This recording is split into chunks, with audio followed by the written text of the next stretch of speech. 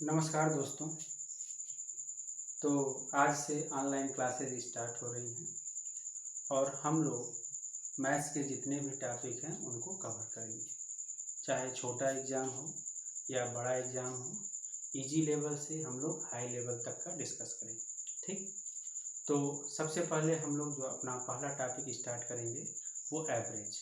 Average आप लोगों ने पढ़ा भी होगा, तमाम सारे टीचरों से पढ़ा होगा। ठीक, लेकिन हम लोग कुछ नए कॉन्सेप्ट पे डिस्कस करेंगे और बहुत ही इजी तरीके से कि आपका कोई भी क्वेश्चन हो तो वो छूटे ना एग्जाम में, और बहुत ही आसान तरीके से जब आपका कॉन्सेप्ट क्लियर होगा तो आप चाहे जो भी क्वेश्चन आए उसको आप लोग आसानी से सॉल्व कर सकते हैं। तो हम एवरेज के पहले पार्ट को हम लोग जो नंबर पे आधारित होता है, संख्याओं पे आधारित होता है, उन क्वेश्चन को हम लोग डिस्कस करेंगे। ठीक, चलिए तो हेडिंग लगाइए एवरेज।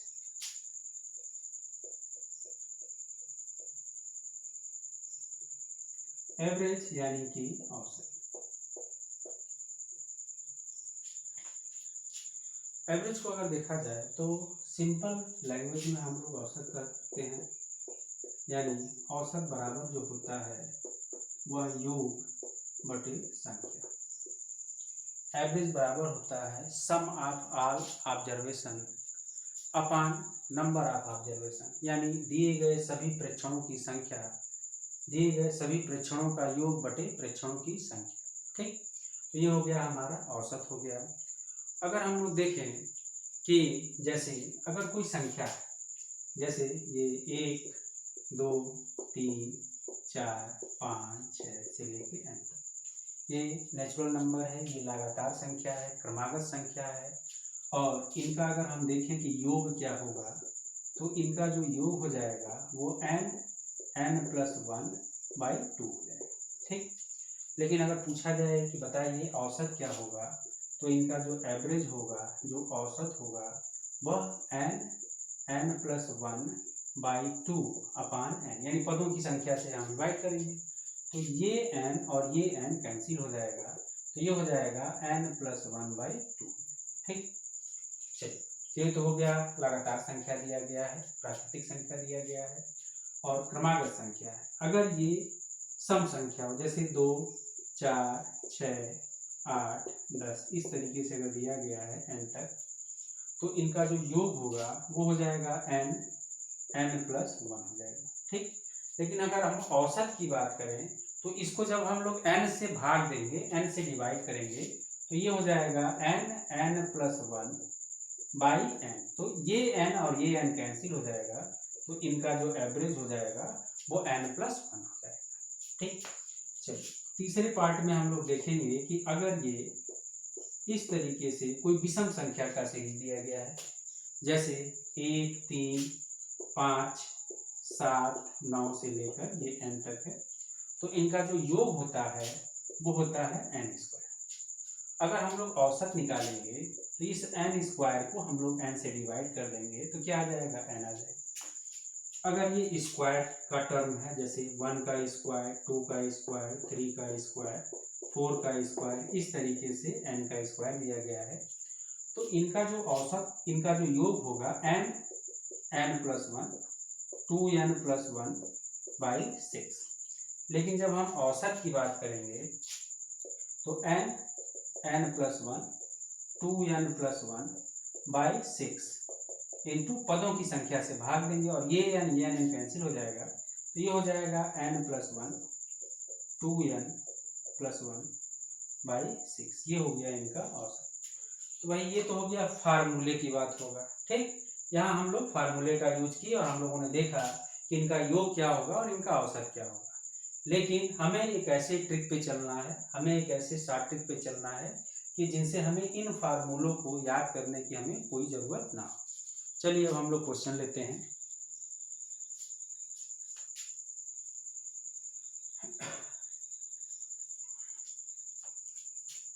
तो जैसे अगर ये कहा जाए कि ये लगातार संख्या है,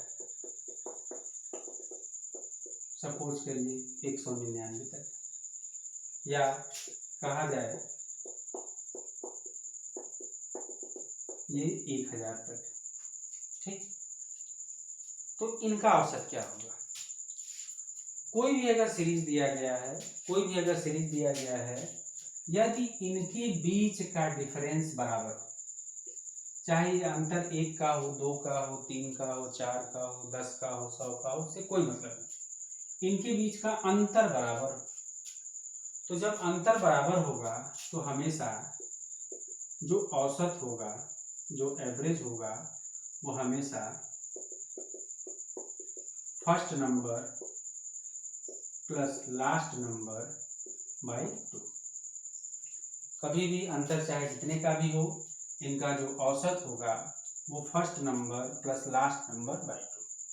ठीक, चलिए अब जैसे देखा जाए कि जैसे ये क्वेश्चन हमारा है, तो पहला नंबर यानी 1 और लास्ट वाला नंबर 199 बाई 2, तो यानी 200 बाई 2, यानी इनका जो औसत हो गया वो 100 हो गया। दूसरा क्वेश्चन अगर देखा जाए तो फर्स्ट नंबर 1 और लास्ट नंबर जो है 1000 बाई 2।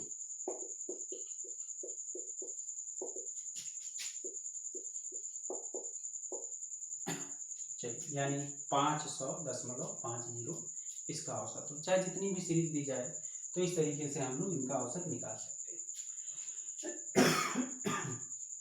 चलिए, अब जैसे 2, 4, 6, 8, 10 से लेकर के 100 तक दिया जाए,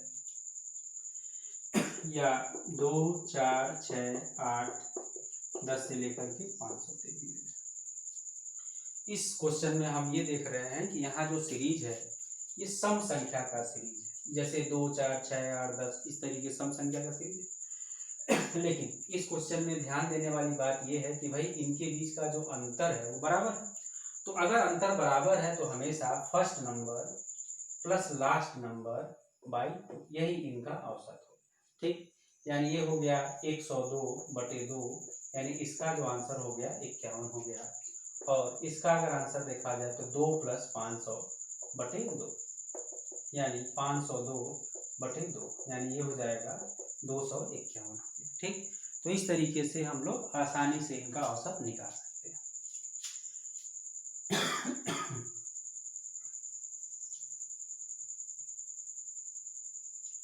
चलिए, जैसे अब इस क्वेश्चन को एग्जाम में किस तरीके से दिया जाएगा, क्या इसमें चेंजेस किए जाएंगे। जैसे एसएससी में ये क्वेश्चन कई बार एग्जाम में पूछा गया है कि x, x + 1, x + 2, x + 3,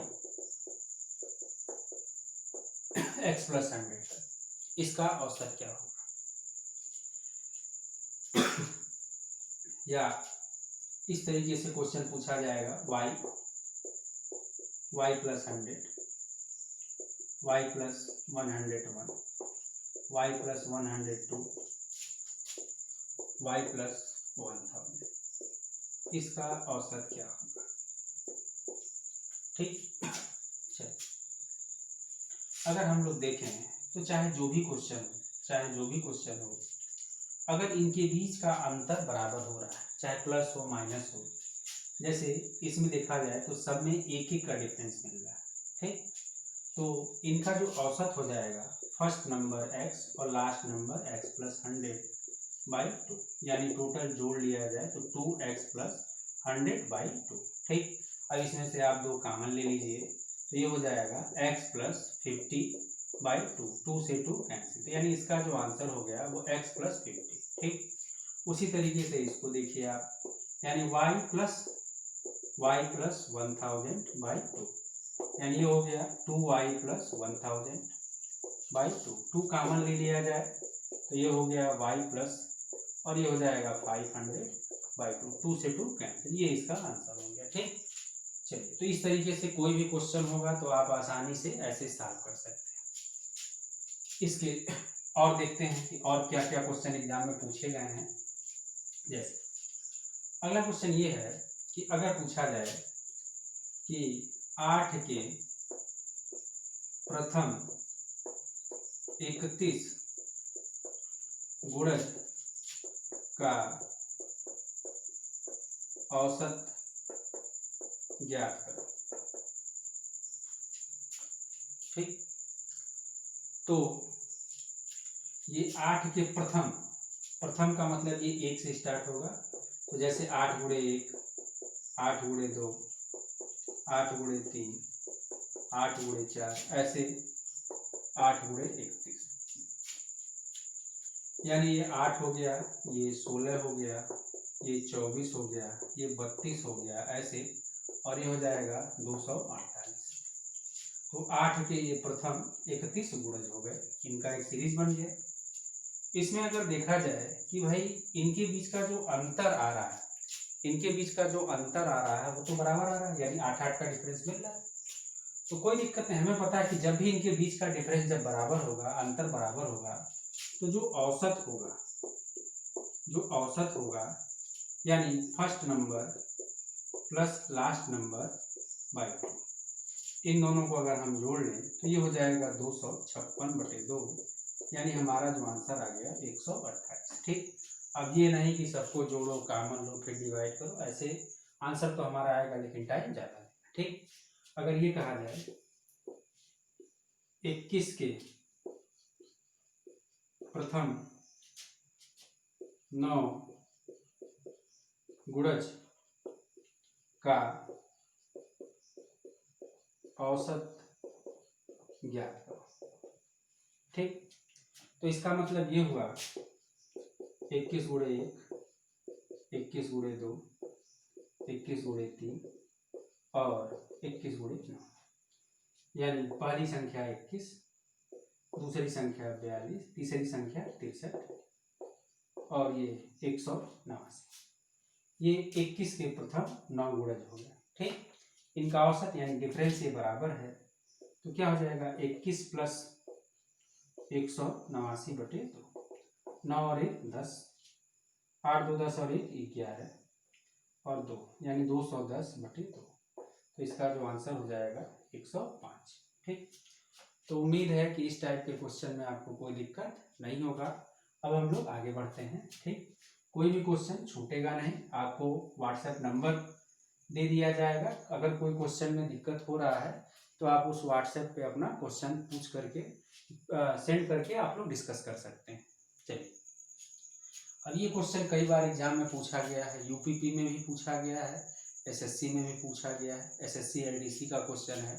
ये इस तरीके से क्वेश्चन था कि A B C D E F जी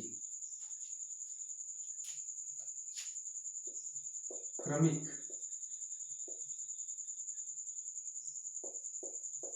सम संख्या तथा जे के यल यम यन क्रमिक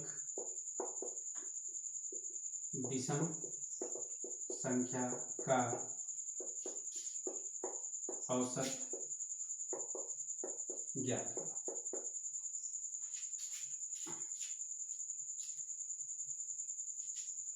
ऑप्शन में इस तरीके से दिया गया था।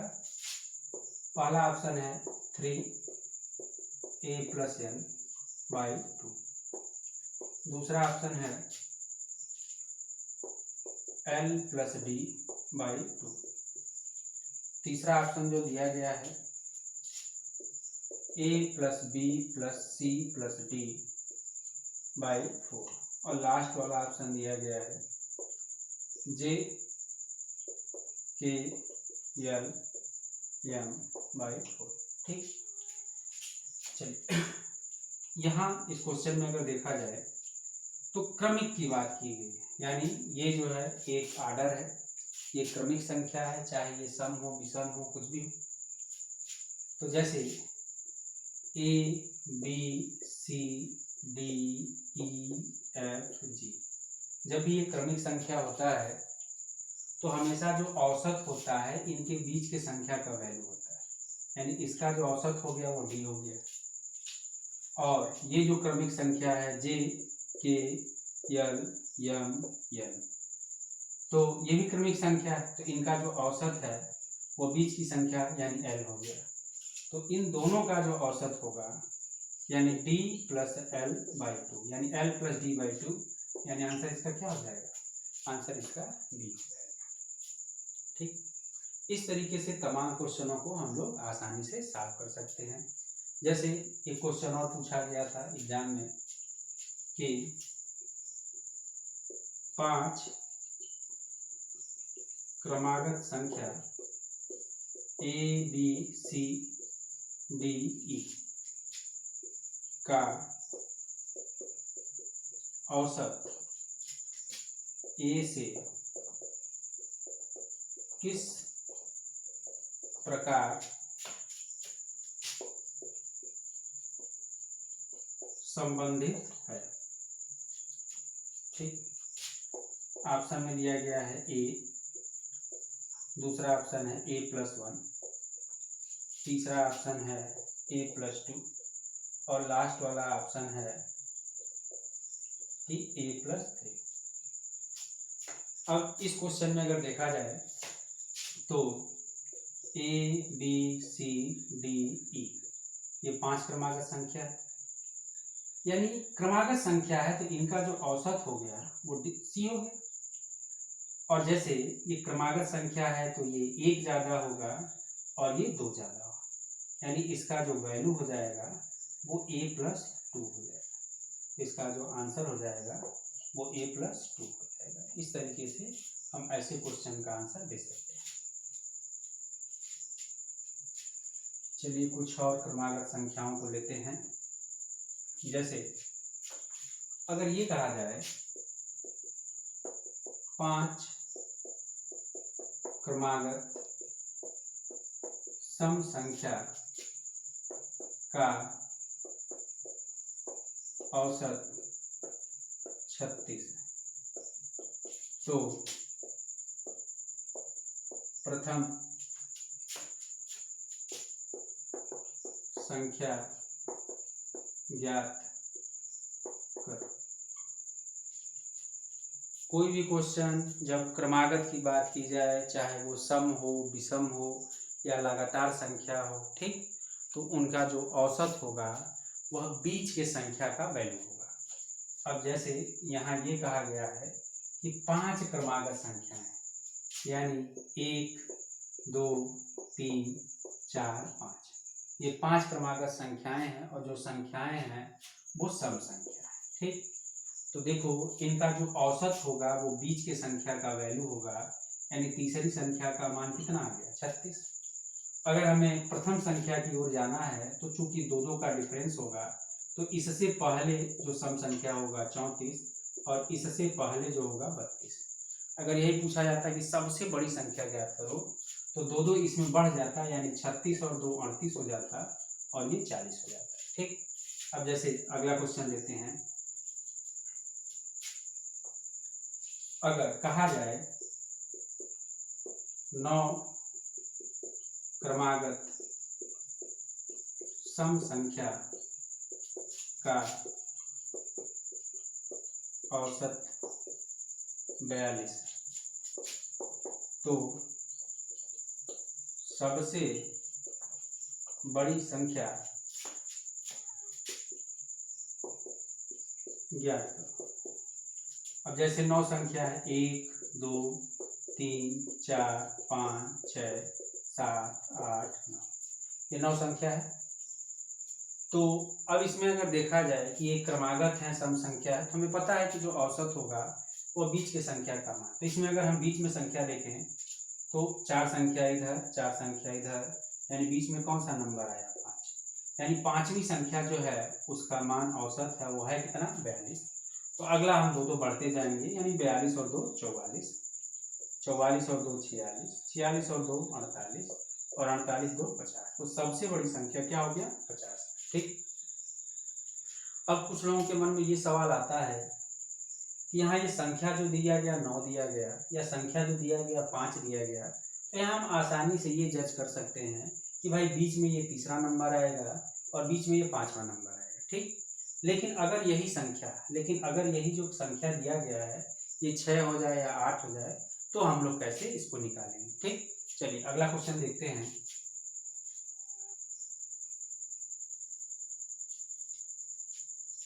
अगर ये कहा जाए 6 क्रमागत सम संख्या का औसत 35 है, तो सबसे छोटी संख्या ज्ञात करो। ठीक, चलो, यानी 1 2 3 4 5 6, ये 6 क्रमागत सम संख्या हो गया। हमें पता है कि जो औसत होगा वो बीच की संख्या का मान होगा, लेकिन यहाँ बीच में हमें कोई संख्या नहीं मिलता है। ठीक, लेकिन हमें पता है कि जब क्रमागत है तो औसत बीच में होगा, और इन दोनों का जो बीच आएगा वो तीसरी और चौथी। अब तीसरी और चौथी के बीच में औसत है, तो बीच में औसत यानी कितना है 35, लेकिन जो संख्या है वो तो सम संख्या है, तो 35 के बाद सम संख्या कौन सा होगा 36, इसके बाद कौन सा होगा 38, और इसके बाद कौन सा होगा 40।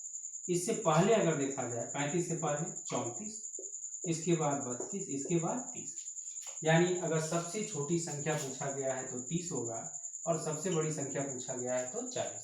ठीक, जैसे अगर हम ये कहें 8 क्रमागत सम संख्या का औसत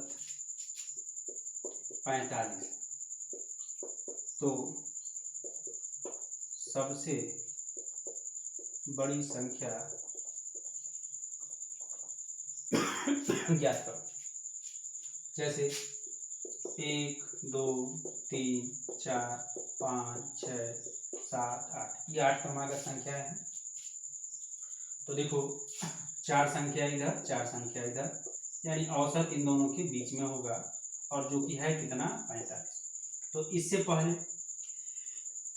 इससे पहले कौन सी संख्या होगी, इससे पहले होगी 44, फिर 42, फिर 40, और फिर 38, और इसके बाद देखा जाए 46, 48, 50 और 52, तो सबसे बड़ी संख्या जो हो गया वो 52। ठीक, इस तरीके से अगर कोई भी क्वेश्चन इस टाइप का हो तो हम लोग आसानी से निकाल सकते हैं। ठीक, अब हम लोग देखेंगे विषम संख्याओं को।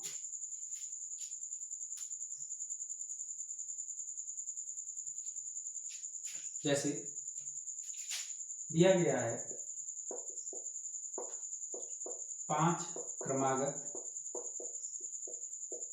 विषम संख्या का औसत 43 है, तो सबसे बड़ी संख्या ज्ञात करो। 1 2 3 4 5 संख्या है, तो बीच में कौन सा नंबर आया 3, यानी तीसरी संख्या का मान हो गया 43। अब हमें बड़ी संख्या निकालना है, तो 43 और 2 45, और 45 और 2 47, तो सबसे बड़ी संख्या कितना हो गया 47। अगर हमें छोटी संख्या यानी 41 और 39, तो सबसे छोटी संख्या 39।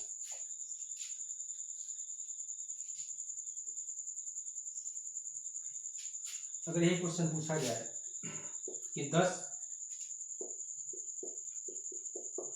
क्रमागत विषम संख्या का औसत 52, तो सबसे छोटी संख्या ज्ञात करो। यानी 1 2 3 4 5 6 7 8 9 10, ये 10 संख्याएं होंगी। तो इन 10 संख्याओं में अगर देखा जाए तो देखो 5 संख्या इधर 5 संख्या इधर, यानी औसत इन दोनों के बीच में होगा, और औसत कितना है 52। हमेशा जब भी क्रमागत संख्या हो तो जो भी औसत होगा वो हमेशा बीच के संख्या का मान हो। ठीक, अब इधर अगर देखा जाए तो 52 के बाद अगर जो पड़ेगा तो कौन सा 53, और 52 के पहले अगर देखा जाए तो 51, चूंकि सबसे छोटी संख्या। 51 से 2 कम कर दिया जाए 49, 49 से 2 कम कर दिया जाए 47, 47 से 2 कम कर दिया जाए 45, और 45 से 2 कम कर दिया जाए 43। तो सबसे छोटी संख्या 43 है। अगर इसमें सबसे बड़ी संख्या पूछा जाता है तो 52 के बाद 53, 53 के बाद 55, 55 के बाद 57, 57 के बाद 59, और 59 के बाद 61। तो इस तरीके से सबसे बड़ी संख्या जो हो जाता है वो 61। चाहे सबसे छोटी पूछा जाए, सबसे बड़ी पूछा जाए, इनका योग पूछा जाए, गुणनफल पूछा जाए, तो इस तरीके से हम लोग आंसर इनका निकाल सकते हैं। ठीक,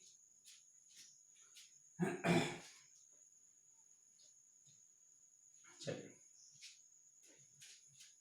इस तरीके का क्वेश्चन कई बार एग्जाम में पूछा गया है। जैसे दिया गया है के से प्रारंभ होने वाली 5 क्रमागत संख्या का औसत n।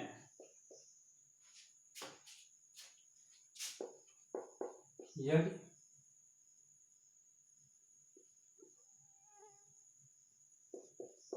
k+5 से आरंभ हो तो औसत ज्ञात करो। चलो, कहने का मतलब यह है कि कोई ऐसी संख्या है जो k से प्रारंभ हो रही है, क्रमागत संख्या है, और इनका जो औसत है वो n है। अब ये पूछा जा रहा है कि जो k+5 से अगर आरंभ कर दिया जाए उसी संख्या को तो उसका औसत क्या होगा। यानी इसका मतलब होगा कि जो भी आंसर होगा वो n के पद में हमें आंसर लाना होगा। ठीक, तो सिंपल सा कॉन्सेप्ट, जब भी किसी सीरीज में हम किसी बराबर संख्या से जोड़े, घटाएं, गुणा करें, भाग करें तो उसके औसत पर भी उतने का प्रभाव पड़ता है। ठीक, जैसे एक सिंपल सा एग्जांपल लेते हैं। जैसे सपोज करो कि मैंने 1, 2, 3, 4, 5 ये 5 ले लिया। अब हम लोगों को पता है कि भाई ये लगातार संख्या है तो इसका जो औसत होगा वो कितना होगा 3। लेकिन अगर इन्हीं सभी संख्याओं में सपोज करो हम 5 पर जोड़ देते हैं तो 5 इसमें जोड़ेंगे तो ये 6 हो जाएगा, 5 इसमें जोड़ेंगे तो 7 हो जाएगा, 5 जोड़ेंगे 8 हो जाएगा, 5 जोड़ेंगे 9 हो जाएगा, और ये 10। तो अब जो इनका औसत होगा वो 8 होगा। यानी पहले से कितना ज्यादा हो गया, पहले से 5 ज्यादा हो गया। ठीक, सिंपल। यानी k से प्रारंभ होने वाली संख्या का औसत क्या है n। तो देखो k+5 से जो आरंभ होगा वो क्या हो जाएगा n+5 इसका आंसर हो जाएगा। ठीक, तो n+5 इसका आंसर हो गया। इसी क्वेश्चन को थोड़ा सा और हम लोग चेंज कर लेते हैं।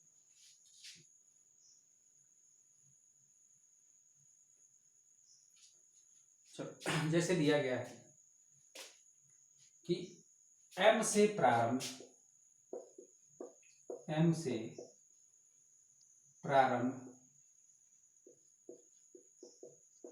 होने वाले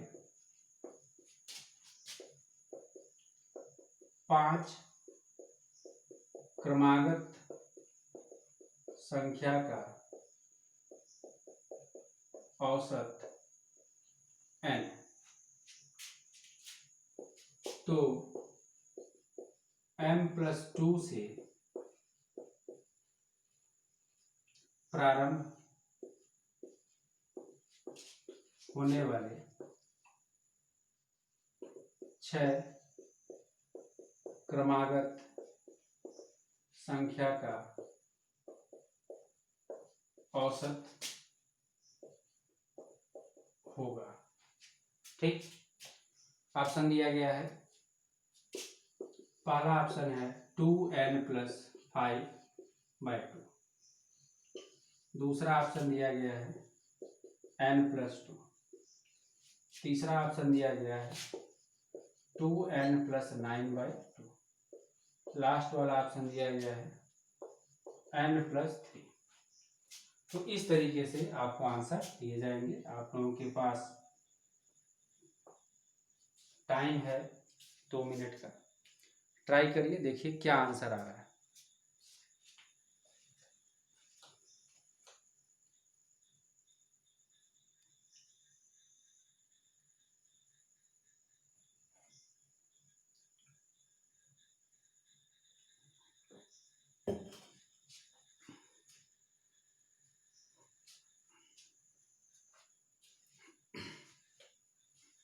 चलिए, तो देखो, जैसे m से प्रारंभ होने वाली संख्या का औसत क्या है n, ठीक, लेकिन ये कितनी संख्या है 5। और m+2 से प्रारंभ होने वाली संख्या का औसत n+2 तब होता कि जब ये दोनों संख्या बराबर होता, यानी ये भी 5 होता और ये भी 5 होता। लेकिन इसमें एक चेंजेस ये है कि देखो, समझो इसको, जैसे ये संख्या 5 है, लेकिन यहाँ क्या कर दिया गया, 6 कर दिया गया, कोई दिक्कत नहीं। देखो, अगर ये संख्या बराबर होता है, यानी यहाँ भी 5 यहाँ भी 5, तो इसका औसत कितना होता है, n+2 हो जाता है, ठीक है। लेकिन ये जो नंबर मिला n+2, तो अगला जो नंबर होगा वो n+3 हो जाएगा और बाई 2, तो इनका औसत हो जाएगा 2n+5/2, यही औसत, ठीक, यही इनका औसत हो गया। फिर से एक बार समझने का प्रयास करो। जैसे ये कहा गया है कि m से प्रारंभ होने वाले 5 क्रमागत संख्याओं का औसत n है, ठीक। तो m+2 से प्रारंभ होने वाली 6 क्रमागत संख्याओं का औसत क्या है। देखो, अगर ये संख्या 5 होता और यहाँ भी संख्या 5 होता, तो इनका जो औसत होता वो n+2 होता, ठीक। और चूंकि यहाँ ये समझने का प्रयास करो कि जैसे यहाँ अगर हम लोग बात करते हैं कि ये m, ठीक, तो देखो ये m है, ये m+1 है, ये m+2 है, ये m+3 है और ये m+4, इस तरीके से ये 5 संख्या है, ठीक। अगर इसको m+2 से हम आरंभ कर दें तो ये m+2 हो जाएगा और ये m+3 हो जाएगा, ये m+4 हो जाएगा, ये m+5 हो जाएगा और ये m+6 हो जाएगा, ठीक। इनका औसत ये बीच वाला है, इनका औसत चूंकि 5 संख्या है और इसी का जो मान है वो क्या है, n है, ठीक। और देखो, इनका जो औसत होगा वो m+2 प्लस m+6/2 हो जाएगा,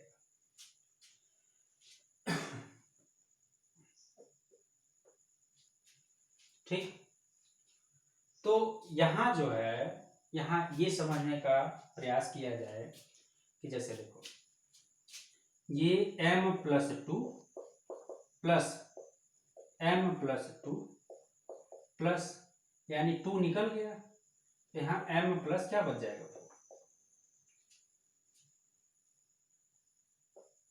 ये m प्लस जो है एक और बढ़ जाएगा, 7 हो जाएगा। तो यहाँ जो है 7 होगा और यहाँ भी जो होगा तो ये 5 हो जाएगा।